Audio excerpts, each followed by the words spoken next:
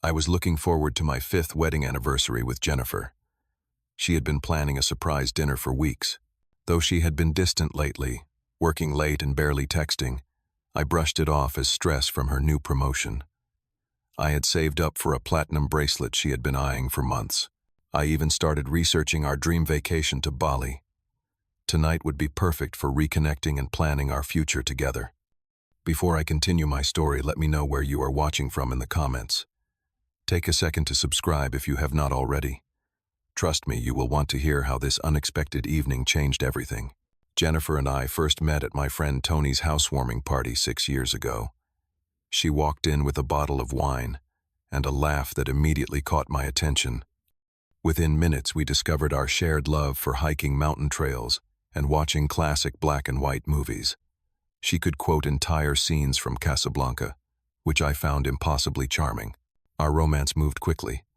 After just 12 months of dating, I proposed during a sunset hike at Granite Mountain. She cried when I pulled out the ring, nodding yes before I even finished asking the question. Her family owned a beautiful lakeside property where we held our wedding ceremony. 120 guests watched us exchange vows as the sun painted the water golden behind us. The first 4 years of our marriage seemed picture perfect. We settled into a comfortable suburban home, established routines that worked for both of us, and spent weekends exploring nearby state parks. I worked as a software developer for a growing tech company, while Jennifer climbed the corporate ladder at a marketing firm. We were the couple friends would point to as relationship goals. Last spring, we took the plunge and purchased our dream house. It stretched our finances thin, requiring overtime hours and careful budgeting. The house needed renovations, but we agreed the sacrifice would be worth it for our future family. We painted walls together on weekends and argued playfully about furniture placement. It felt like we were building something meaningful together. Looking back, I should have noticed the warning signs that appeared about 3 months ago. Jennifer started staying at work increasingly late, often not coming home until after 10 p.m. When I would text to check in, her replies became shorter and less frequent. She claimed big projects and demanding clients, which made sense given her recent promotion to executive level. Her appearance began changing subtly at first. New clothes appeared in her closet, styles different from what she typically wore. Her hair appointment schedule increased, and she started wearing perfume I did not recognize. When I complimented the changes, she would smile vaguely and change the subject. Our physical intimacy decreased dramatically. Whenever I tried initiating affection, she would claim exhaustion or early meetings the next day. Morning kisses became quick pecks rather than lingering moments. The emotional connection felt increasingly strained, with conversations sticking to surface-level topics about household management or weekend plans. Her phone became a constant companion, notifications, causing her to quickly grab it before I could see the screen. Several times I noticed her stepping into another room to take calls. When I asked casual questions about work colleagues or projects, her answers became vague or defensive. I tried rekindling our romance with date nights and small surprises. I would leave notes in her purse or order her favorite takeout when she worked late. She appreciated these gestures but never reciprocated. When I suggested weekend getaways, she always had conflicts or was too tired. I began wondering if this was just a normal plateau that long-term relationships experience. 2 weeks before our anniversary, Jennifer suggested we try something different for our celebration. When I asked what she had in mind, she simply said it would be a surprise and that I should keep the evening open.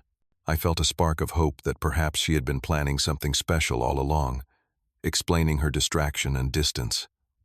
On our anniversary morning, I woke up early to find Jennifer already gone. Her text said she had an early client meeting but confirmed our dinner reservation for 7 p.m. I decided to take the afternoon off work to prepare. This dinner felt important, like a chance to reconnect and revitalize our relationship. I visited my barber for a fresh haircut and even splurged on a new navy blue button-down shirt that Jennifer had once mentioned brought out my eyes. I polished my dress shoes and made sure my wedding ring sparkled. The jewelry store had called yesterday confirming the bracelet was ready, so I picked it up during lunch, admiring how the platinum links caught the light. The saleswoman helped me select a beautiful gift box with a simple silver bow. Back home, I took time writing out an anniversary card expressing not just my love, but my commitment to working through any rough patches. I wrote about my vision for our future together and my gratitude for our partnership. While writing, I found myself getting emotional about how much Jennifer truly meant to me despite the recent distance. Before leaving for the restaurant, I found myself looking through our wedding album. There we were younger and so certain about our path forward. Jennifer looked radiant in her lace dress, and the photographer had captured a moment of us laughing together that perfectly encapsulated our relationship. At least what I thought our relationship was. During the drive downtown, I rehearsed what I wanted to say over dinner. I planned to acknowledge that things had felt off recently, but reaffirm my dedication to us. I imagined her relief at finally discussing what had been bothering her. Perhaps work stress or family issues I had not fully understood. The restaurant Jennifer had selected was one of the most expensive in the city, known for its exclusive clientele and month-long waiting list. The stone facade and discreet entrance exuded luxury. The valet took my car as I straightened my tie one last time, gift tucked securely in my jacket pocket. As I approached the hostess stand, I provided our name for the reservation. The young woman consulted her tablet, a momentary look of confusion crossing her face before she composed herself. She led me not to a romantic table for two, as I had expected, but to a larger table set for three near the back of the restaurant. Jennifer was already seated, checking her watch, and then her phone. She looked stunning in a black dress I had never seen before, her hair styled differently than usual. When she looked up and saw me, her smile seemed forced, lacking the warmth I was hoping for. I leaned in to kiss her cheek and noticed an unfamiliar perfume, something more expensive and complex than her usual scent. Her greeting was polite but distant as I took my seat across from her. The third place setting between us remained conspicuously empty. While I began asking about her day, Jennifer checked her phone again, typing a quick message before looking toward the entrance. She interrupted my question about her meeting with, "He is almost here." Before I could ask who he was, I noticed her expression change completely. Her eyes lit up with an excitement and warmth I had not seen directed at me in months.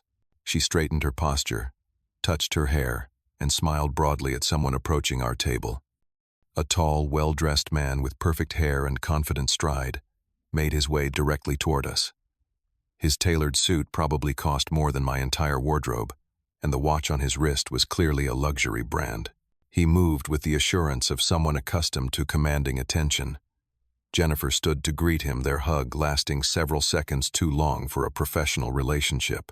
Her hand lingered on his arm as she turned to me with an artificial brightness in her voice.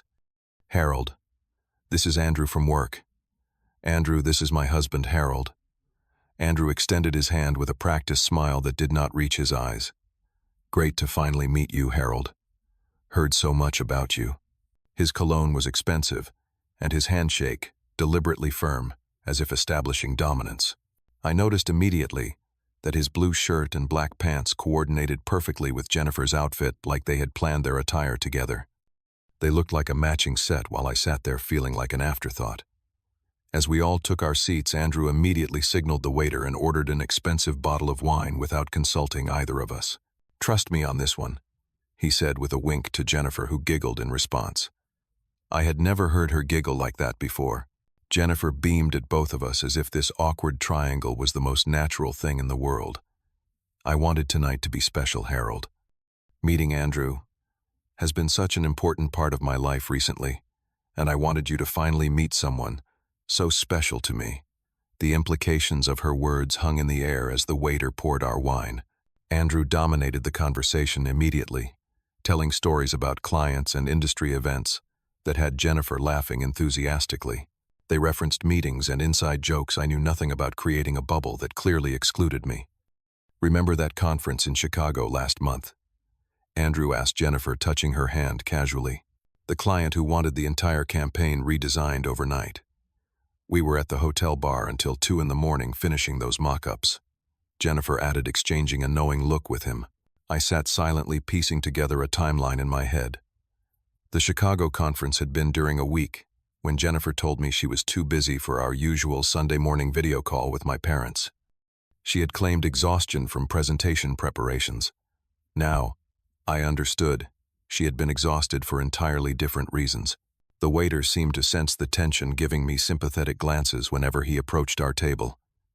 I ordered the cheapest entree on the menu, my appetite completely gone. As dinner progressed, Andrew talked about his penthouse apartment, his recent vacation to the Maldives, and his collection of vintage motorcycles. Jennifer hung on his every word, laughing too loudly at jokes that were not funny, touching his arm frequently and barely acknowledging my presence. We should take Harold to that new jazz club downtown, Andrew suggested, though his tone made it clear he had no actual interest in my company. Oh, Harold does not really enjoy jazz, Jennifer replied. Though we had actually attended several jazz concerts early in our relationship, he prefers staying home with his computer games. I felt the weight of the gift box in my pocket growing heavier by the minute. The carefully selected bracelet and heartfelt card now seemed pathetically naive. While I had been planning our future, Jennifer had clearly been planning a different one. After the entrees were cleared, Andrew placed his arm on the back of Jennifer's chair, his fingers casually stroking her shoulder. She made no move to create distance, instead leaning slightly toward him. The body language between them told a story that needed no translation.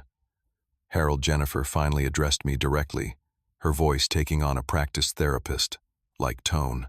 Andrew and I wanted to talk to you about something important. I feel like I need more freedom in my life right now. Andrew nodded supportively, as if he were a marriage counselor rather than the man clearly sleeping with my wife. You see, Harold, Andrew interjected, many modern couples are discovering the benefits of a more polyamorous lifestyle. Emotional and physical needs are complex, and sometimes one person cannot fulfill everything another person needs. I stared at him in disbelief. This stranger was sitting at my anniversary dinner, explaining why it was reasonable for him to be sleeping with my wife. Jennifer reached across the table, not quite touching my hand, but gesturing toward me. Harold, Andrew and I connected deeply during that marketing retreat 3 months ago. While you were working those long hours on your coding project, I was feeling neglected. Andrew helped me understand that I deserved to have my needs met.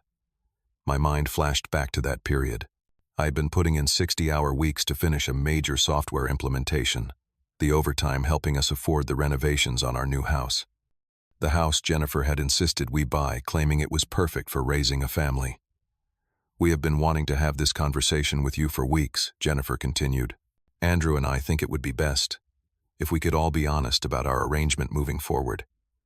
Arrangement, I finally found my voice.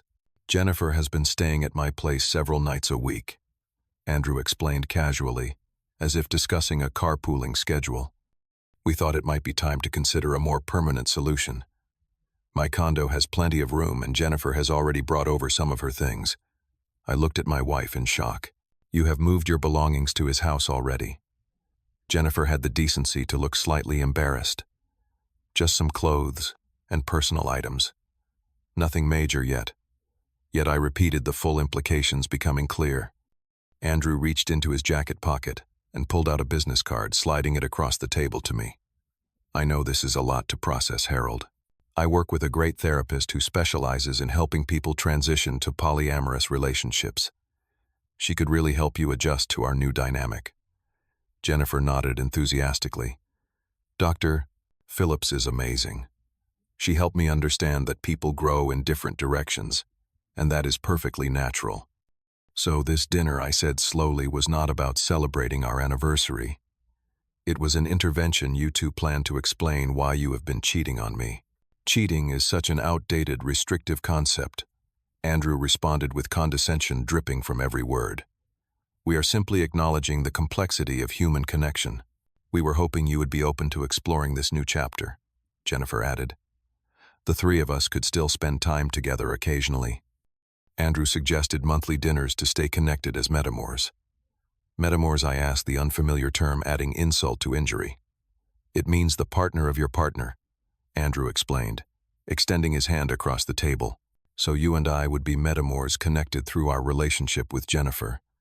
I stared at his outstretched hand, the expensive watch, the manicured nails. This man had been sleeping with my wife for 3 months, planned this ambush on my anniversary, and now expected me to shake his hand and accept some bizarre new arrangement where I would graciously step aside. In that moment, with perfect clarity, I understood exactly what needed to happen next. Years later, people would ask if I had felt rage, jealousy, or heartbreak in that moment. The truth was simpler than that. I felt a profound sense of peace and certainty. I looked Andrew directly in the eye and said, "Simply charming, truly charming." Then I turned to Jennifer. "Thank you for this enlightening evening."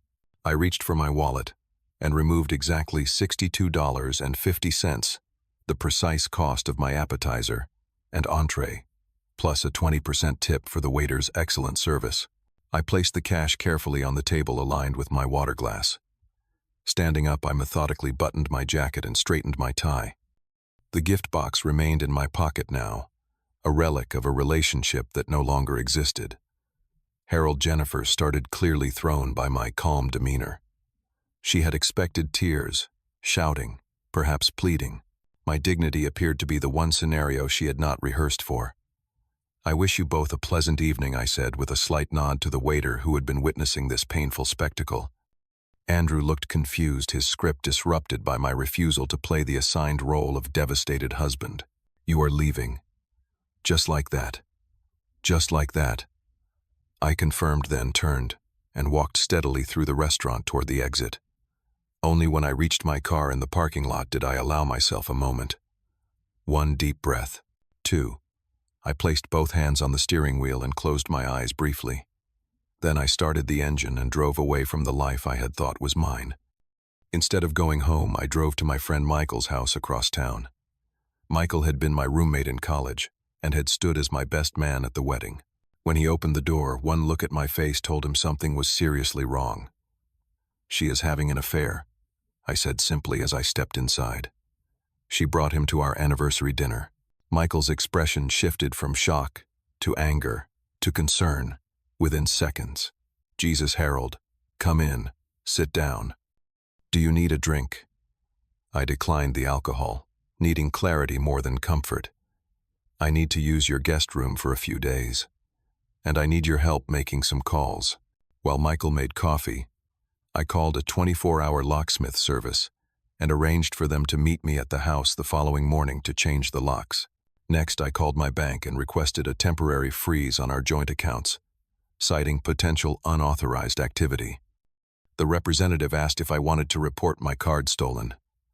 "No," I replied. "The theft is of a different nature." She seemed to understand, placing a 48-hour hold that would require both signatures for any withdrawals over $100. I texted Tony, who worked at a prestigious law firm, asking if he could connect me with a divorce attorney first thing in the morning. His response was immediate. "Whatever you need, call you in 5. Michael set a mug of coffee in front of me and listened as I explained the entire surreal evening. He offered his guest room for as long as I needed and promised to help me move my essential belongings the next day. That night, I made a detailed list of everything I needed to do: what financial accounts needed protection, what documents needed to be secured, what items from the house were non-negotiable for me to keep. The methodical planning kept me focused, preventing the emotional collapse that lurked at the edges of my mind. Before trying to sleep, I researched divorce procedures in our state and documentation requirements for infidelity cases. I found Jennifer's Instagram page and saved screenshots of several photos showing her and Andrew together at various events over the past months. Dates clearly visible. Evidence. Only when I found myself looking at our wedding photo still set as my phone background did I allow grief its first brief moment. I changed the background to a default landscape image and placed the phone face down. The next morning, I met with Sarah Blackwell, a divorce attorney Tony had recommended, at 7:30 a.m. She was direct, efficient, and clearly experienced with similar situations. As I provided details of our assets, joint accounts, property ownership, and evidence of Jennifer's affair, she took careful notes. "Most people come in emotional, disorganized, and reactive," she commented, reviewing my spreadsheet of marital assets. "Your methodical approach will serve you well." By 11:30 a.m., we had completed the initial divorce filing paperwork.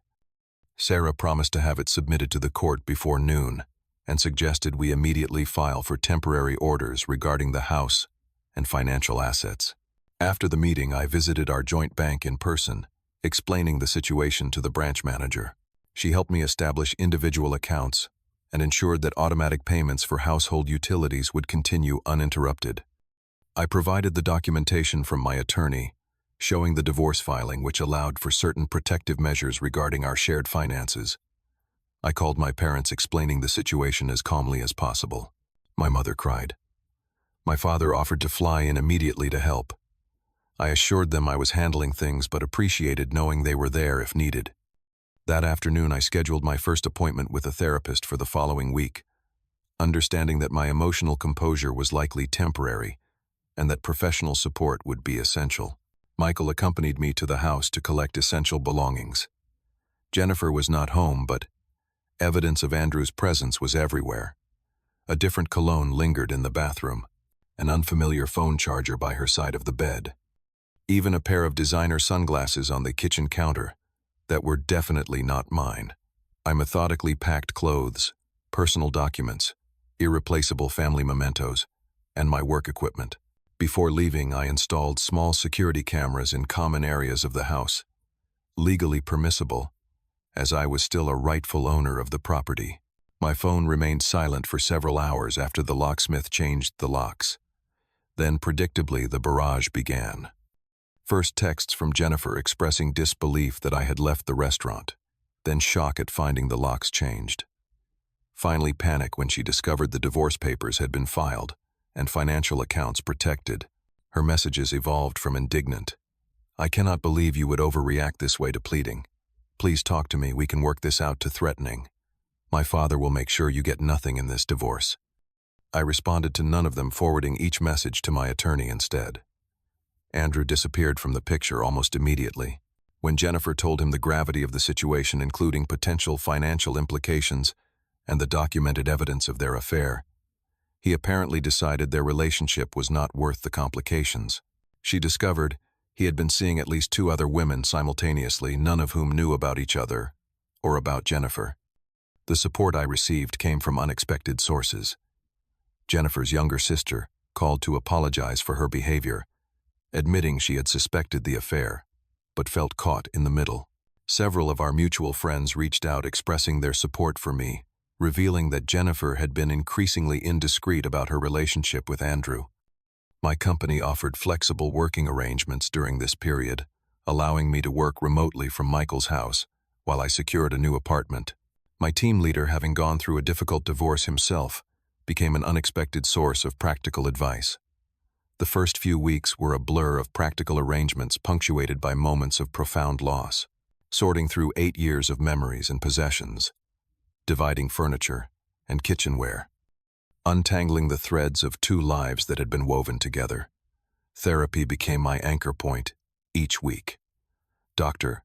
Matthews helped me identify patterns in my marriage that I had overlooked, warning signs I had dismissed, and ways Jennifer had subtly manipulated situations to her advantage for years.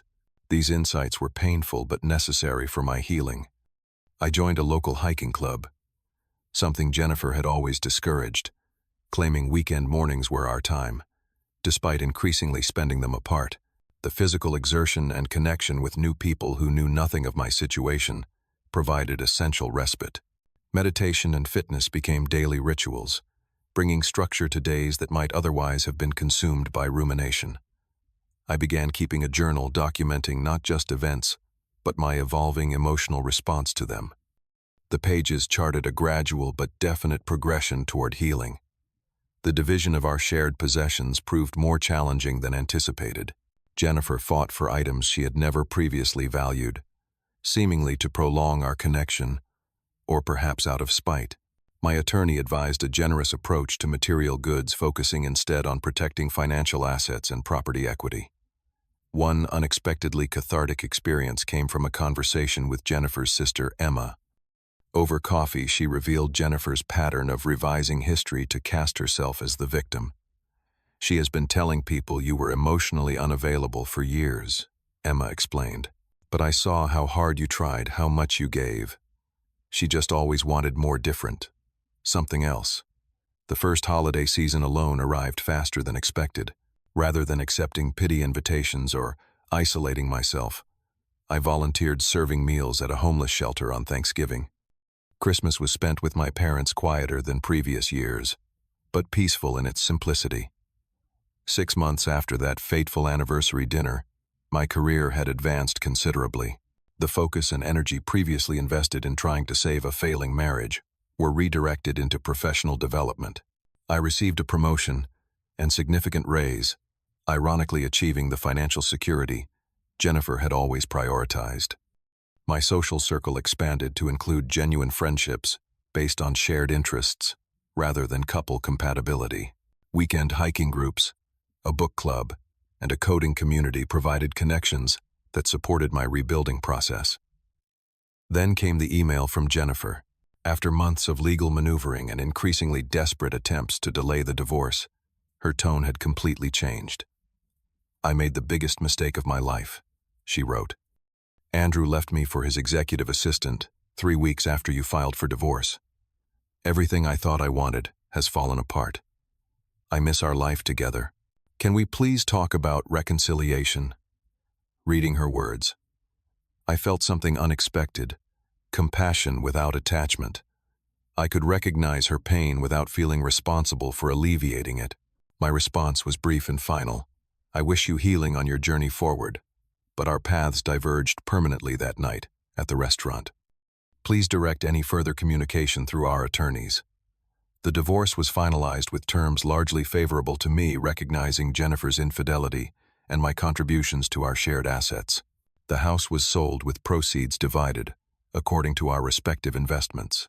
My attorney commended my disciplined approach throughout the process, noting how rare it was to see someone navigate divorce with such clarity and restraint.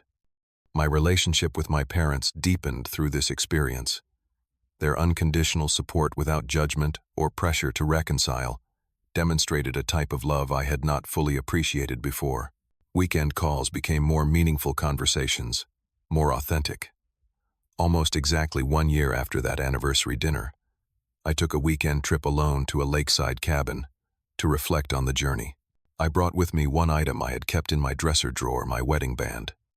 Sitting on the dock at sunset, I acknowledged both the pain and the growth of the past year.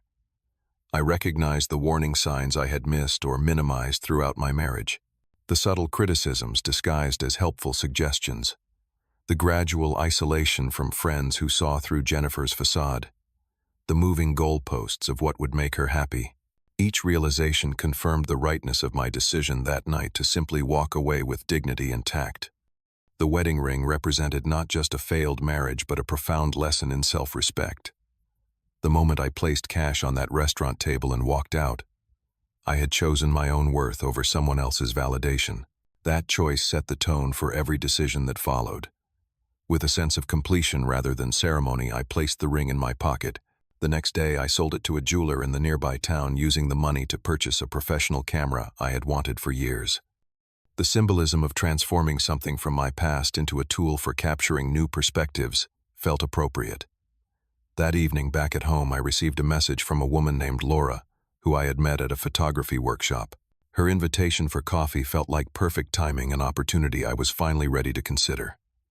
I responded with a simple yes, open to possibilities, but unattached to outcomes. The truest lesson from this ordeal was learning to value authentic connections over convenient illusions. The relationship I had fought to preserve existed largely in my imagination, sustained by hope rather than reality. In letting go of that fantasy, I created space for genuine experiences and relationships built on mutual respect. So if you ever find yourself at an anniversary dinner with an unexpected guest, remember that your response in that pivotal moment defines not what happened to you, but who you are. Sometimes the most powerful thing you can say is charming, followed by a dignified exit from a situation that no longer serves your highest good. What would you have done in my situation? Would you have handled things differently? Let me know your thoughts in the comments below. If this story resonated with you, please give it a like and consider subscribing for more real-life experiences. Share this with someone who might be ignoring red flags in their relationship, as sometimes we need perspective from others to see our own situation clearly. Thank you for listening to my journey, And remember that your self-respect is always worth protecting no matter the cost.